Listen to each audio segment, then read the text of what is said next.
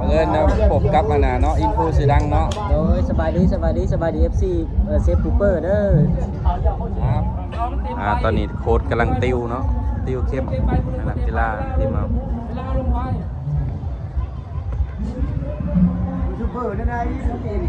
ไปสู้ได้น้องได้เต็มที่ไปแล้ว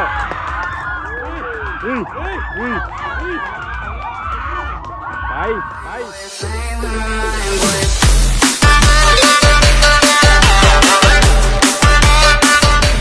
สวัสดีทุกคนมื้อนี้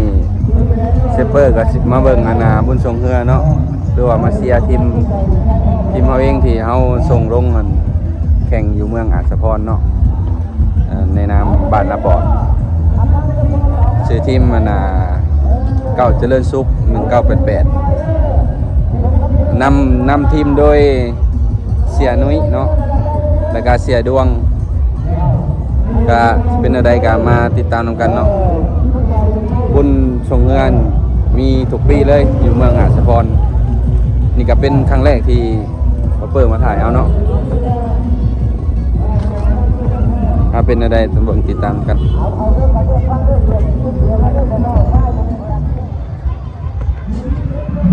ยูทูบเบอร์นั่นไงยูทูบเบอร์นี่แล้วยูทูบเบอร์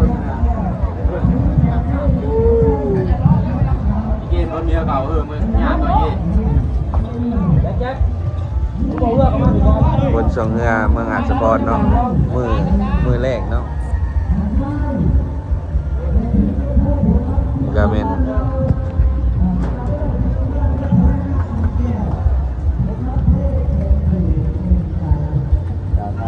เนี่ยแต่ละทีม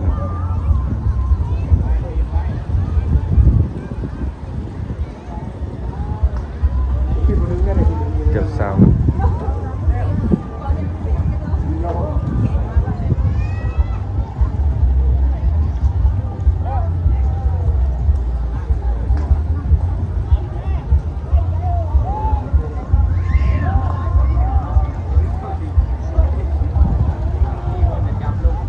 ทีมนี้น้อยกระโมเนาะทีมเสือแดงนี่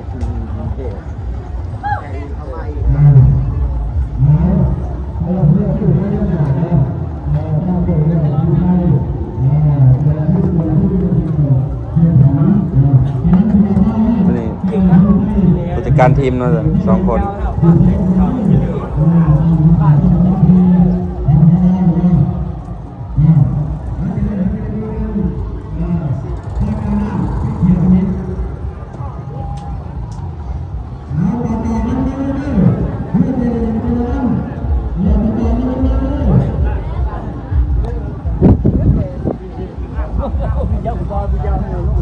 บรรยากาศโดยรอบ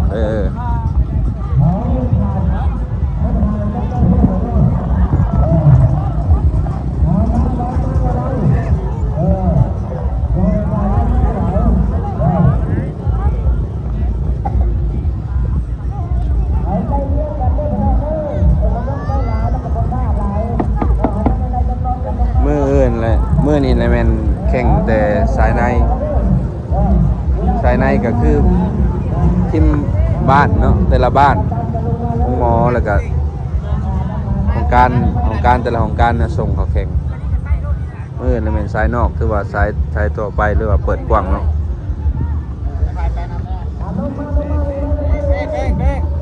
น้องนี่จะความยาวนี่ประมาณแบบ300-400 เมตรนี่แหละ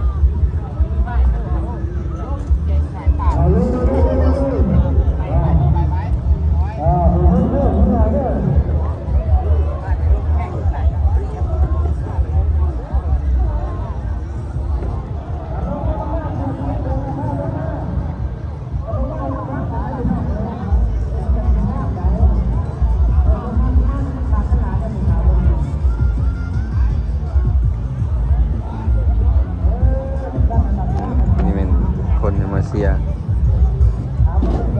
จะเชียร์ทีมใดจะหน่อยจะเชียร์ทีมใดฮะทีมใดจะเชียร์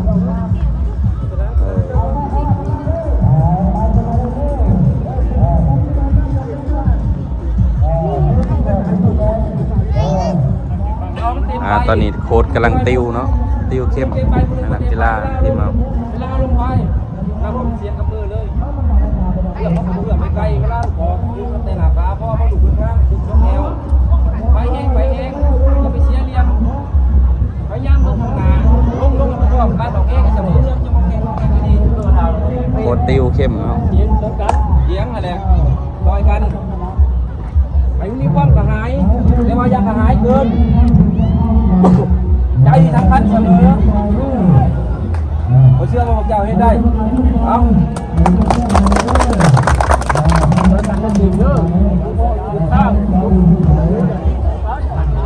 ทีมเฮาเนาะทีมต่อไปเนาะ บ้านให้นางกินก่อนเด้อให้นางกินเด้อ เอาให้ไปยังจ้ะ เด้ เขาเลย ไปเรื่อยยังคงไปไปตัวไหนกัน เต็มที่เลยย่า สู้ไอ้น้อง จับเขามือไม่พอจับลายเขามือไม่พอจุ๊บ ฟังกันทุกคนเด้อหลังจากเราออกยกแต่เขาต่อไปไปสักก่อนให้มันเลี้ยวไปสักก่อนอย่าให้ตรงนู้นมาเดิน เคยได้บอลเอาได้เด้อ ประเดิมคู่แรกเนาะกำลังจะปล่อยมาเนาะ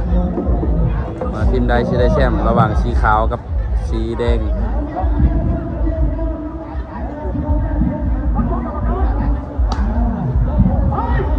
มาแล้วบ้านนี้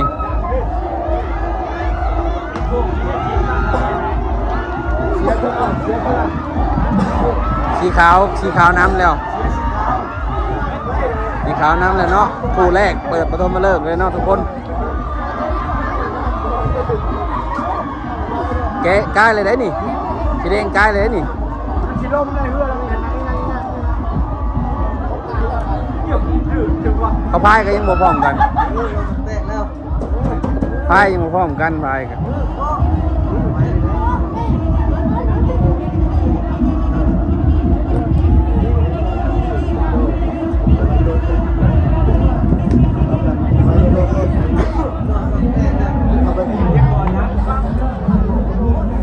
ต้องมาบอกว่า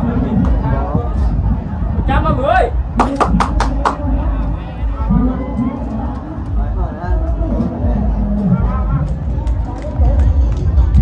เนาะตอนนี้เป็นทีมเฮาเองแล้วตอนนี้เนาะกำลังจะออกสนาม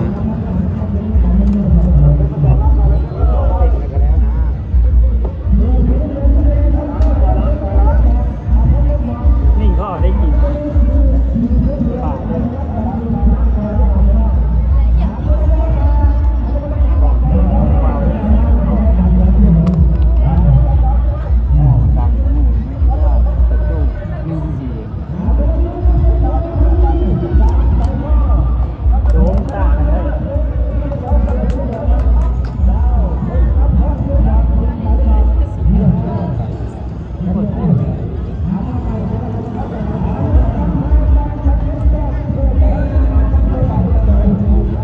กำลังจะปล่อยเนาะตอนนี้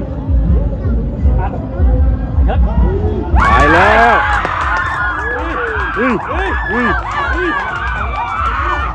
ไปไ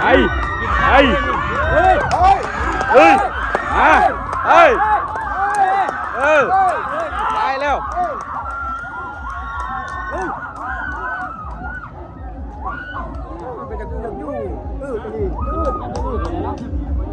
ฮะ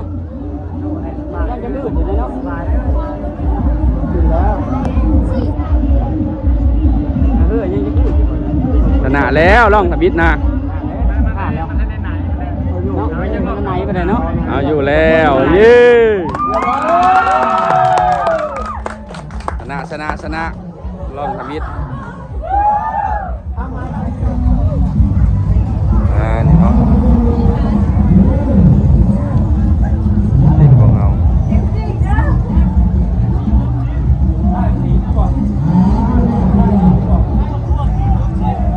ทีมแซมเก่านะ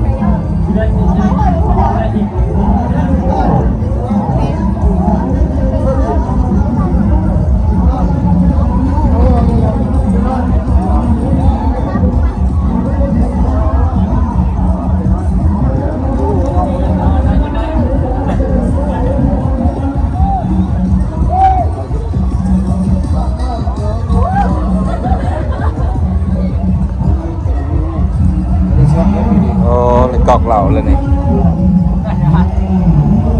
เอาว่ารับรับกัน เข้าใจครับ ทำไมรออีกครับโอ้โหรออีกครับเขาบอก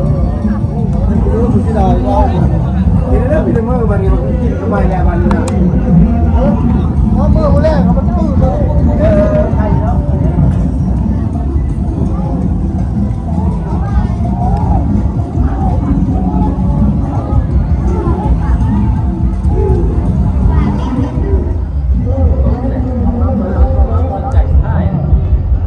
ล่องที่สอง จะกินดิ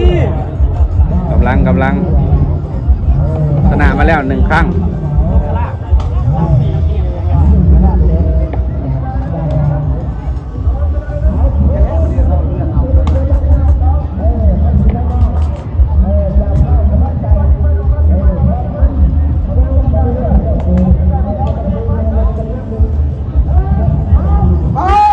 เฮ้ยเลยโอ้ยห่างกันหลาย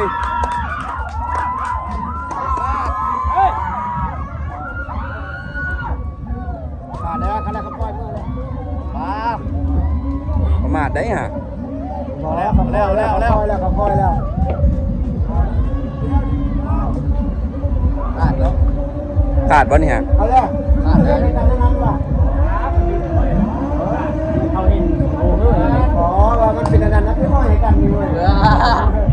ชนะแล้วชนะแล้ว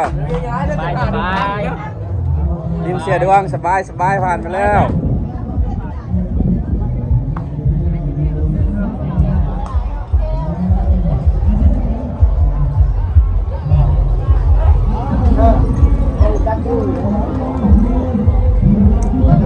ทุกคนบังเอิญนะพบกับมาเนาะอินฟูสื่อดังเนาะ โดยสบายดี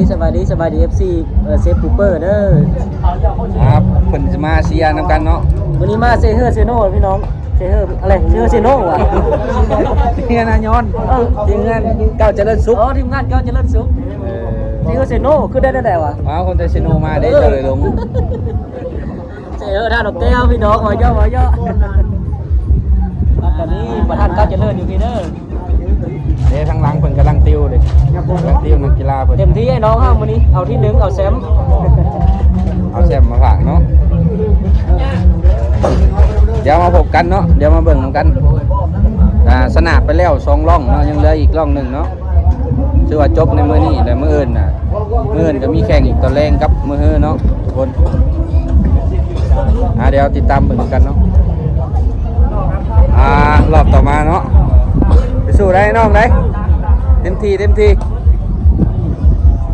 น้องนี่แหละเขาจะเจอคู่นี้เนาะ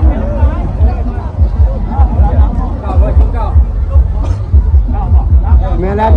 วขึ้นรถเขาสิกำลังจะลงร่องที่3เนาะ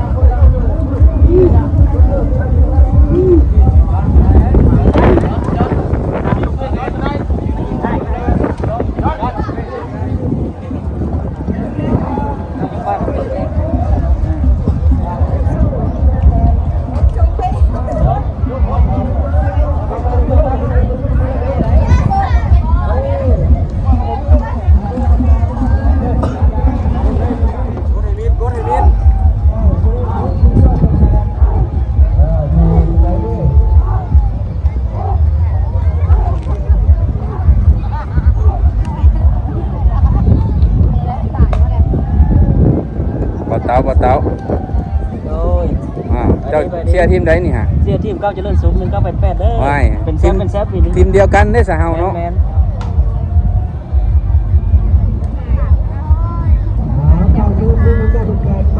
เก้าเจริญสุข1988พี่น้อง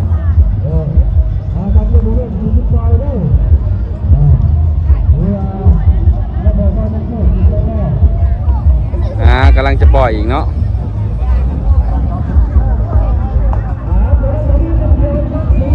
ร่องที่3เนาะทีมของพวกเขาเนาะเก้าเจริญสุข1988กำลังจะปล่อยออก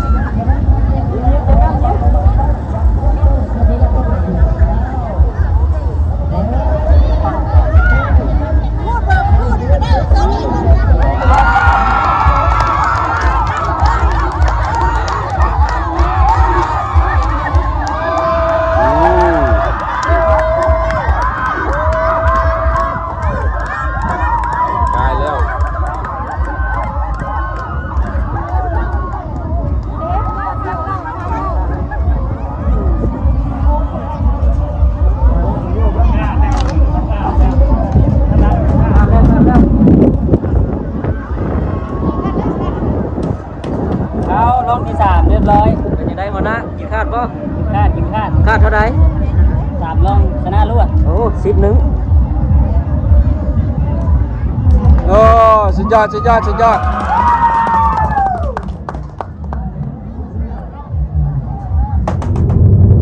เนาะทุกคนตอนนี้เราก็กำลังจะเดินทางกลับ ครับ ชนะไปแล้ว3ร่องเนาะถือว่าเกินคาดหมายเนาะ มื้ออื่นชนะอีก มื้ออื่นน่ะชนะอีกก็ เข้ารอบแปด 2-3 รอบก็เข้ารอบแล้วมื้ออื่นนี่ฮู้ผลนะว่าสิไปต่อหรือว่าสิหยุดซำนี้เนาะก็คัดเลือกออกก็เหลือแต่ทีมเก่งๆละบัดนี้ ชนะมื้ออื่นเพียงนัดเดียวก็ได้เข้ารอบแปดแล้ว เก่งแล้วประมาณ3โมงแล้วเฮาก็กำลังเดินทางออกเมื่อเซโนขึ้นเนาะออกเมื่อแต่อันเมืองอัดสปอร์ตอยู่แหละ กลับมานอนเซโน กลับเมื่อเซโนขึ้นเนาะเดี๋ยวคลิปนี้ฝากไว้สำนี้เด้อทุกคนเด้อเดี๋ยวมื้ออื่นหรือว่ามื้อหน้าแหละเฮาจะมาถ่ายให้ทุกคนได้ติดตามเบิ่งอีกเนาะยังไงก็ฝากกันกดไลค์กดแชร์ติดตามเด้อทุกคนเด้อแล้วพบกันใหม่คลิปต่อไป